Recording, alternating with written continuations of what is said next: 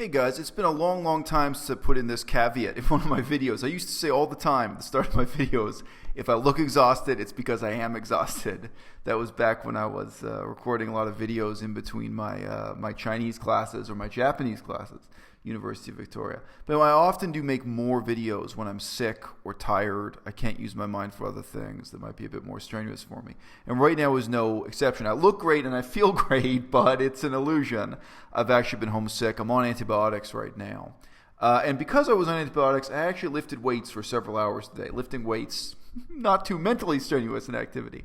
I'm back to bench pressing about 200 pounds at the moment. It's in kilograms. So 90 kilograms is almost 200 pounds. 198 pounds, something like that. But can't see it in this shirt, but hey.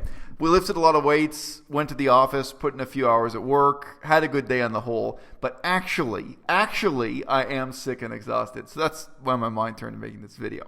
So just say, it's been a long time since I said that, but it's true. In most of my videos, I look a lot more tired and run down than I am. If you catch me at my best on a good day. All right. It thought crossed my mind to make a short video reflecting on how I first got interested in Cambodia. What was the first time I ever even really heard the word Cambodia? And for me, it is a very distinctive memory that is linked to my father, who is recently deceased. So for some of you, this might be an interesting story to hear, and for me, it might be an interesting story to tell. I read a comic book, a mainstream DC Comics comic book, a superhero comic book. And I didn't get the whole plot. I only read one issue of this particular comic, so I didn't see what happened next in the storyline. But in this comic, one of the characters, apparently a villain, but I don't know what unfolded, a shadowy figure who could have been a villain later, or maybe he was a hero in disguise, we don't know. But a shadowy figure said something along the lines of, "This has nothing to do with justice. This is about Cambodia, and it's about revenge." And from the context of that moment in the dramatic storyline of this mainstream comic book, I could simply see that the word Cambodia was synonymous with some kind of disaster. And it was a disaster that somehow the United States military was responsible for. So I was a child. I do not know. If I had to guess, maybe I was 8 years old or 9 years old. I could be a little bit off. I do have very, very distinctive memories of my childhood, but normally I remember how tall I was.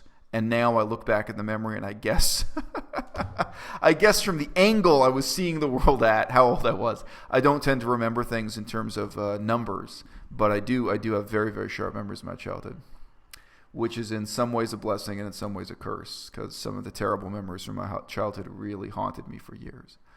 But I went to my father and I asked him, I didn't ask him, what is Cambodia? Which another child might have asked. I went to my father and I asked him, what was it that the American army did in Cambodia? Was it something similar to Vietnam or Nicaragua? So I was growing up in a left-wing household in Toronto, Canada. I'm not left-wing anymore. I grew out of it. But yeah, my parents very much inculcated left-wing attitudes into me as a kid, and I had to unravel them, figure out what was truth and what was fiction in all the things my parents taught me. But coming up as I did in that social context, I completely expected that my father was going to tell me that Cambodia was another example in the history of the world on that same pattern, where my parents would blame all of the evils on the American side and give me a very one-sided version of the history. I didn't grow up with a rounded, well-balanced memory of the Vietnam War. I was taught that these things were great evils, and I was taught that the Soviet Union was entirely on the side of good and human progress in these conflicts. I grew out of it. That kind of argument is a lot more convincing when you're maybe 6 years old. At 6 years old, it's hard to unravel Cold War propaganda, but let me tell you, even by like age 11, I was harder to convince. But I was really surprised, and I couldn't show my surprise openly. I just looked at my father with disbelief and scrutiny and skepticism, as my father told me with complete conviction that no, Cambodia was an example of the exact opposite. My father taught me that in Vietnam, the Americans had been great villains, but in Cambodia, they had been great heroes. Those are the words he used at the time. My father taught me that in Cambodia, the Americans were defending the legitimate government of Cambodia against the imperialist aggression of the Vietnamese. And that therefore, in Vietnam, the Americans were the villains because the Americans were imperialists trying to control Vietnam. But in Cambodia, the Americans were defending the Cambodians against someone else's imperialism, and therefore they were great heroes. And I sat there looking at him, and at that moment, the only thing I knew about Cambodia, the first thing I ever heard in my life about Cambodia, was this moment in the storyline of a comic book, which was itself mysterious and unresolved. I never read the next issue of that comic book. I never find out where the story went, or who the shadowy figure was, or what was this traumatic memory of Cambodia that was intersecting with the superhero's plotline. I knew that my father wasn't just lying to me.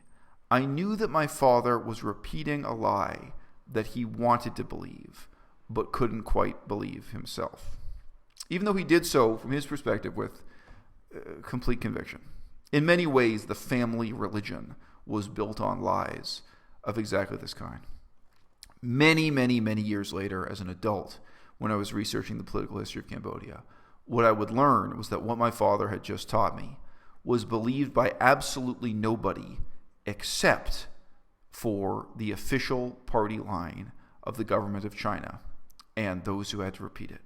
What my father was teaching me was not the official propaganda coming from the United States, was not the official propaganda coming from the Soviet Union. That was specifically the Maoist line, and the line continued for many years after the death of Mao Zedong in China, in justifying both the United States intervention in Cambodia and Chinese intervention in Cambodia. As a result of what's called the strategic triangle in geopolitics, one of the strangest arrangements in the history of international diplomacy emerged, where the United States and all of the U.S. allies simultaneously and jointly, in cooperation with China and all of China's allies, were supporting the Khmer Rouge, Pol Pot, the most notorious, most violent communists in the history of communism. To simplify, perhaps the most violent, one of the most violent, and certainly the most notorious. And both sides struggled to come up with propaganda that could make sense of this to an incredulous public. A public who, up to the early 1970s, had assumed that the United States and China were enemies, as one side was communist, the other side was anti-communist. But to make a long story short, in geopolitics, the enemy of my enemy is my friend. Not all the time, but often enough.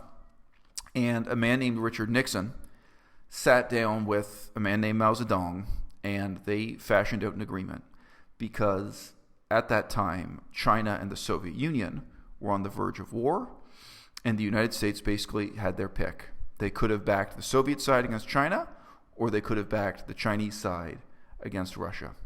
And there were several genuine hotspots. There was not a Cold War, that really was a hot war, including the fact that, for example, both the Soviet Union and China wanted to control Mongolia. It's not the only example. Another example, keep it short, of course, both the Soviet Union and China wanted to control Cambodia. Or from China's perspective, they wanted to preserve the independence of Cambodia. They wanted to prevent Cambodia from becoming a Vietnamese colony or becoming a Soviet pawn. So that was the first time I ever heard of Cambodia. And to be honest with you, it's not something that fascinated me. It's not something that then took over my imagination as a boy or as a young man. Many years later, I had the really bizarre experience of remembering something from my own future. That's something that's only happened to me twice in my life. And I do not believe in the supernatural in any way. I don't even believe in the natural. I'm a nihilist. I neither believe in the supernatural nor the natural. But twice in my life, I've had the very strange experience of seeming to remember something that happened in the future, as if I had a memory out of place, not a prognostication, not a prediction, not a daydream. I remember while I was in university, I had a memory of myself in the future living in Laos. and that Laos was going to be a really important part of my life. And at that time, I had no interest in Laos, and I thought that was ridiculous. And I was thinking, no, come on. There were other places in Asia I could imagine living. But why Laos? Of anywhere to live, why Laos?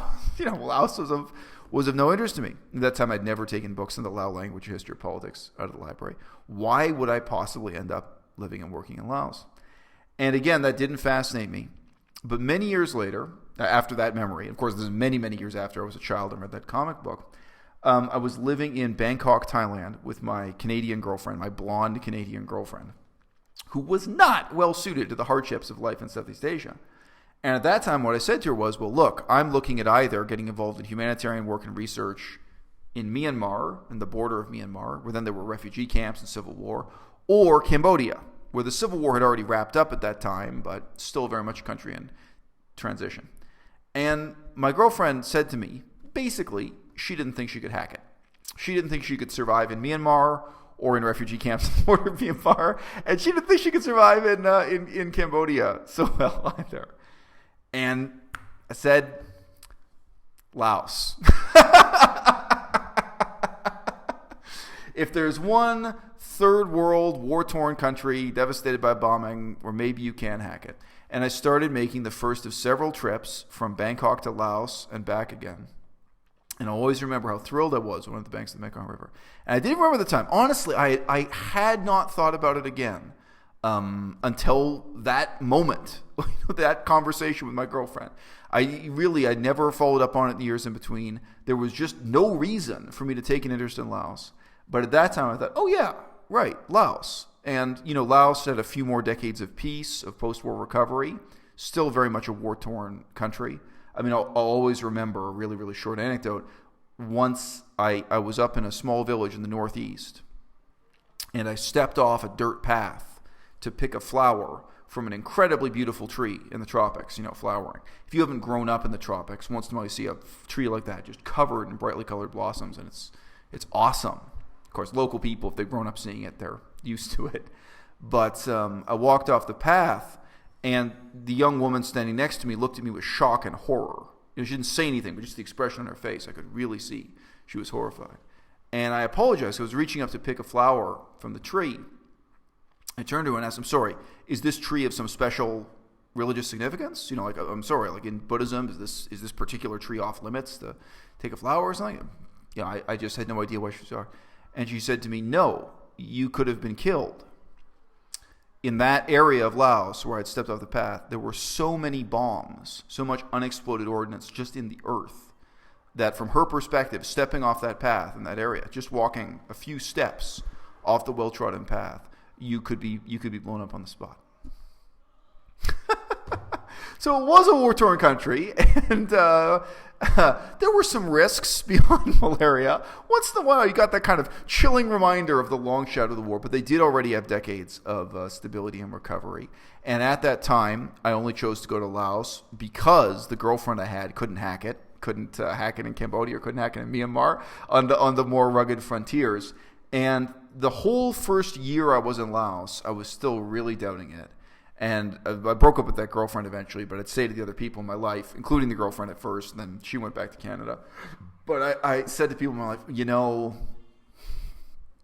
I just don't know if I should really be here, or if I should be in Cambodia or Myanmar. There's got to be another way ahead. Laos seems sort of like a small backwater, whereas Cambodia seemed huge in my imagination. Just bigger war crimes, bigger genocide. A more ancient, continuous written tradition of the language. Even in the modern literature, in Cambodia, there was more poetry and more political publications. In terms of the free press, what you find in a bookstore, there's a lot more going on. And in Cambodia, of course, both countries were struggling to have some semblance of democracy. But the reality for free speech, very, very different in Laos as opposed to Cambodia. It seemed like Cambodia was always the bigger, deeper, more challenging frontier, and that Laos was something I was just settling for, for the sake of that girlfriend's creature comforts. For the whole first year, it felt like that. But I stayed in Laos for 2.5 years, and I had a breaking point with that too, where one day I was taken in and interrogated by the police, corrupt police, who were just trying to extort money out of me. And, speaking English and speaking a little bit of Laotian, the Lao language, I had to negotiate my way out of this difficult situation. And I did. I completely see, and the police themselves were delighted. They were smiling and laughing. They couldn't believe I did it. But I sort of legally negotiated the situation, said, okay, so if I can provide this document and this document, then you have to let me go without my paying a fine, right? And I managed to get those documents. So, it was a really, really kind of funny process. But of course, I was speaking little isolated words of Lao and very difficult. And when I came back from that, yeah, the police were nice guys about it. I said to my roommate, I guess at the time, this guy I knew there, he lived upstairs in the same building, not really my roommate, but this guy who lived upstairs, I said to him, wow, those cops, they were the nicest guys who ever tried to extort me, who tried to threaten me and steal my money. What a nice bunch of guys, because they were nice about it. And I did win in the end. I didn't pay a dime. But I remember when that happened, I said to myself, okay, it was about a year into it. I got to stop dreaming about Cambodia. Either I'm going to commit 100% to learning Lao. I was still learning Pali, so I was learning 2 languages simultaneously. Or I pack up and leave today, and I go to Cambodia, and I work on that language, and I deal with the corrupt cops there. So that was when I made the change, and I really poured on learning modern Lao, because I said, look, that's a standard I have to meet. I have to speak Lao well enough that I can talk my way out of being held at gunpoint, being held at knife point, being in a situation with soldiers or cops. I've got to be able to go to the frontier and do this. And I decided to do it there, not Myanmar, not Cambodia, etc.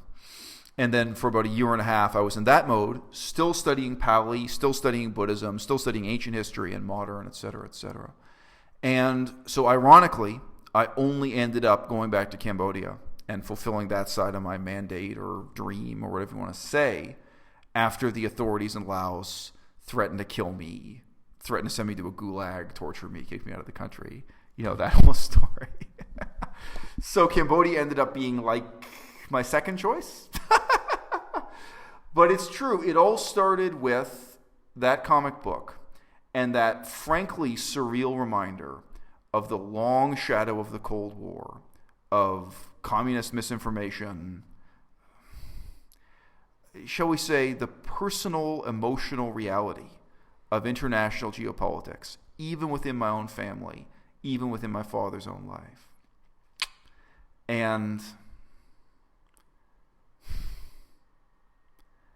in unraveling the political history of the United States, the war in Vietnam, the war in Laos, the war in Cambodia, it's true, I always was also unraveling, in some ways, the mythology that I was raised with, the ideology my father believed in, and finding my way from belief to disbelief, from ideology to nihilism.